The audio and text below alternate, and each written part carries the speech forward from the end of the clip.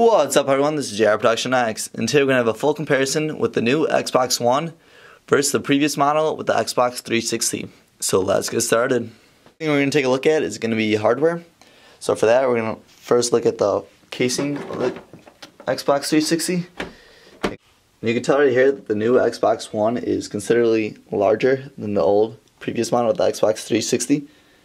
The main cause of the Xbox One being larger than 360 is mainly due to the overheating. That was one of the main issues with the previous model. That's what was causing the red rings of death when the system overheated.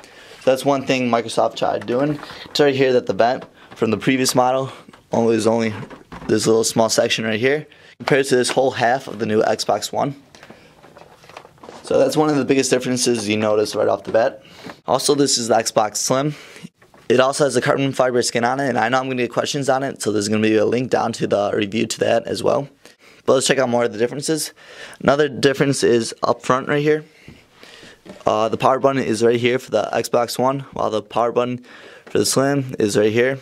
They're both touch, and same with eject button, it's right here. While on the Xbox One, it's right here.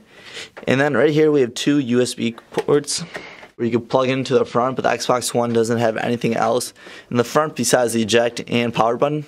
And it's not a tray that comes out like the previous model. You just put your disc in and the disc will just come out by itself. If you take a look at the side now.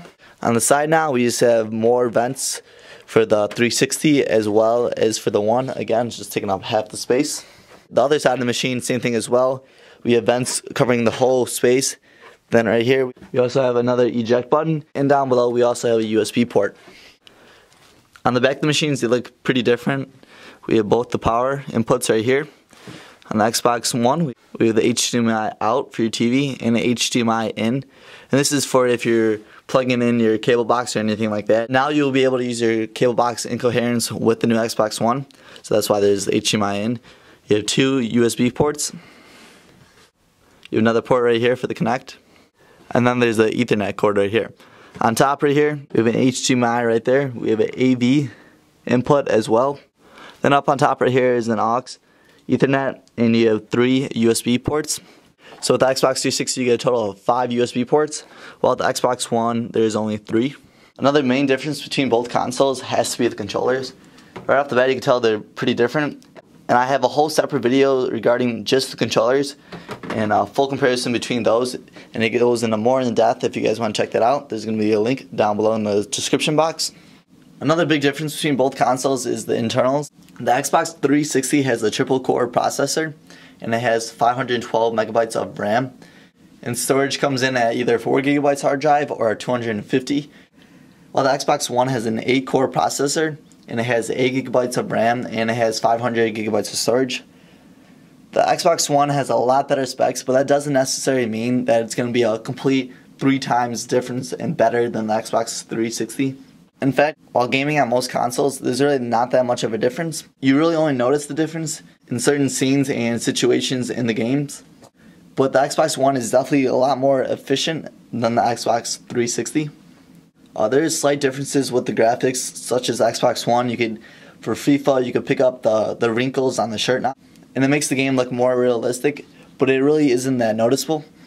But if you play on the Xbox One and go back to the 360, it's not going to be as big of a comparison, such as an Apple Retina screen versus a non-Retina. It's not that big of a difference. Another difference between both of these consoles is the games library. The Xbox One was launched not too long ago, and has only a couple of games compared to the 360 that has a ton of games. But obviously, since it's new, they're going to be coming out with a stronger game library.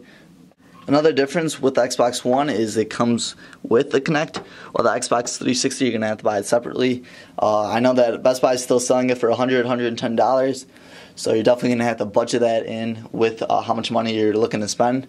But I'm not one of those people that have to diss Microsoft for adding the Kinect automatically in with the new Xbox One. And I find that it makes the overall experience a lot better. Because before with the Xbox 360, I didn't go out and buy the Kinect. But now since I have it, there's a lot more features. Especially because of the Xbox One that I would be able to use if it didn't come with it and I have to buy it separately. such as voice navigation, switching through games and TV, and all that goodness. And the features really do help come out, and gameplay and just using the Xbox One, I'm definitely glad that they automatically added it in with the bundle. Just some small things to note is that the Xbox One does come with a HDMI cord, so that's nice that they added it in. I was always wondering when they were going to do that with the 360. And the last thing is price. The price for the Xbox One is now $499, but you have to remember it does come with the Kinect.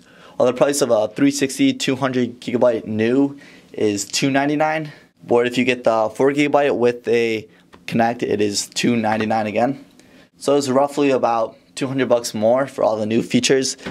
And depending on what kind of console you should get, depends on what kind of gamer you are. If you previously hadn't had a 360 and you don't really game that much, I definitely recommend going to 360. You're definitely going to get all the benefits of the 360 and all the entertainment out of it. But if you're someone that needs the latest technology, or you just want the features of the Xbox One, or you had the previous model and you're looking for an upgrade, or it's getting kind of stale, I would definitely go with the 360. You're definitely not going to be disappointed. It is a little bit more of a jump in price, but I definitely think it's worth it. If you guys have any video suggestions, please leave it down below. If you did enjoy this video, please do give it a thumbs up. It really does help out the channel. I'll see you guys in the next one, and this is Jared Production X signing off. Peace.